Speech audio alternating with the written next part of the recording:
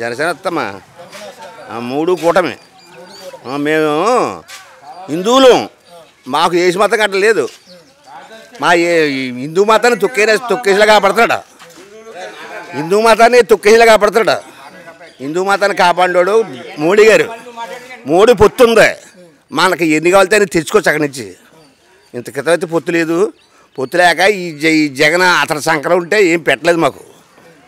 ఇప్పుడు పొత్తు మీద అన్నీ వస్తాయి, పథకాలు అన్నీ వస్తాయి. చూసుకున్నట్టయితే చాలామంది వాలంటరీ జాబ్ మీద ఉన్నారు. వాలంటీర్లకి ఒక మంచి పేరు అనేది ఇచ్చారు కదా, వాళ్ళకనే శాలరీకి స్పెసిఫిక్గా ఇక్కడ ఉంది. ఇప్పుడంటే మరి ఇప్పుడు జనసేన పార్టీ వస్తే వాలంటరీ వ్యవస్థను తీసేస్తారన్నారు. మరి ఇప్పుడు వాళ్ళు వారెంట్లు ఎందుకు తీసేస్తారమ్మా? వాళ్ళు తగ్గపని అడుగుతారు. వారెంట్లు తీసేయడం గట్ట ఏమి ఉండదు. ఒకసారి పెట్టింది తీయడం గట్ట ఏమి ఉండదు. అయితే వాళ్ళు సొంత పని కాకుండా ప్రభుత్వ పని చక్కబడిస్తారు. సొంత పని చేశారు. అంటే ఇప్పుడు మనం జగన్ గారు చూసుకున్నట్టయితే ఎటు చూసినా మేము బట్టలు వస్తున్నాం, డబ్బు వస్తుంది, పైనుంచి డబ్బులు. నాకు 3 పిల్లలమ్మా, ఒకటికే వస్తుంది, ఉన్న 2 ఏమైపోవాలా? మరి అతనికి 2 పిల్లలు, ఇతరికి 2 పిల్లలు, ఒకటికే వస్తుంది. ఉన్నవాడు ఏం చేస్తాడు? మరి వచ్చి 2కి రావాలి కదా. నేను 2కి సమానంగానే ఇచ్చాను, నాకేమన్నా ఉంటేను. ఆ వచ్చి 2కి రావాలా? మరి వచ్చినోడే ఇచ్చి రానుడు ఏం చేస్తాడంట చెప్పు. మనం చూసుకున్నట్టయితే రోడ్డు వ్యవస్థ అనేది, ఒక డ్రైనేజ్ వ్యవస్థ అనేది, అభివృద్ధి అనేది లేదు కదా, లేదు, ఏరియా కూడా ఖచ్చితంగా లేదు. జగన్ గారు మైండ్ సెట్లో ఉందని ప్రజల్ని డబ్బు అనే డబ్బుతో ఆకర్షించి కొనుక్కున్నాం, దక్కించుకున్నాం చూస్తున్నాం. ఇప్పుడు ప్రజలు చూసుకున్నట్టయితే డబ్బు అందించాలి. ఏదన్నా మనం ఇల్లు చక్క పెట్టుకుని ఇదిలో చెప్పాలి. ఊర్లో సెల్లు వేయద్దు, ఓటు వేయద్దంటుంది, చిన్నాన్న కూతురు వేయద్దంటుంది. ఇంకెవరు వేయమంటే ఎవరు వేస్తారు? ఇంకా చిన్నాన్న కూతురు సెల్లే కదా వేయద్దంటుంది. మా అన్నయ్యకి ఎక్కడ మీకు దండం అంటుంది.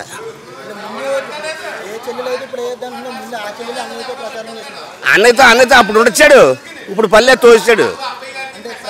ఏ వాటా అడిగింది, ఆ వాటా ఎవరన్నాడు? బయటకు వచ్చేసింది. అంతే కదా, తెలంగాణ అంతే కదా. అక్క అంటే తండ్రి అయితే అందరికీ అక్కే కదా.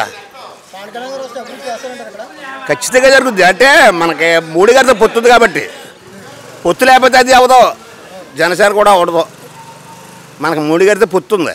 మోడీ గారు మహా హిందువుడు, హైందవుడు, మహానుభావుడు. ఆ మహానుభావుడు గురించి ఇప్పుడు ఇంకా మేము కూడి తింటున్నాం. మా రైతుకి నెలకు 6,000 12,000 వేస్తున్నాడు సంవత్సరానికి పెట్టుబడి సాయం. అసలు బట్టను కట్ట నొక్కుతలేదు, డైరెక్ట్ మా రైతులకి వేస్తున్నాడు.